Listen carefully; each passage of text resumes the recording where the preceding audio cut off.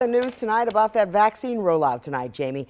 Governor Larry Hogan called the vaccine distribution the largest peacetime undertaking in our history. He added the process is taking much longer than expected because the doses can't be made fast enough. Despite that, he announced changes to get Maryland ready for more doses to come. WMAR2 News' Abby Isaacs joins us from the State House to explain what's coming next. Governor Larry Hogan and state officials are working to build a distribution infrastructure that includes 6 mass vaccination sites across the state that will be open and ready once the doses come in. But right now he's asking for patience because this process is taking much longer than anticipated. We fully expect that the demand for vaccines will continue to far exceed the supply that will be available to us. Governor Larry Hogan says expect to be put on a waiting list. Maryland's dealing with an extremely limited supply of vaccines, about 10,000 doses a day for the 2 million people who are now eligible.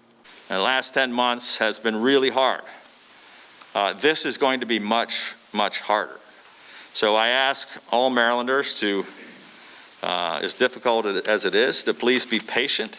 Hogan does expect increased dose allocation from the federal government. So in the meantime, the state's getting ready, using the Maryland National Guard to set up 6 mass vaccination sites.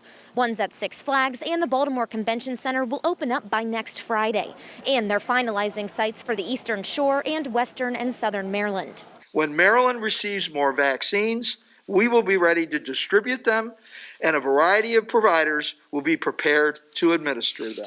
Hogan said beginning Monday, Phase 1 will be expanded to include severely immunocompromised Marylanders, like cancer patients going through active treatment and those with sickle cell disease. He also addressed the backlash from continuing to broaden eligibility.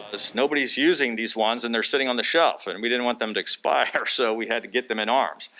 Since then, we went from 10,000 a day or 12,000 a day to 18,000 a day. So it worked.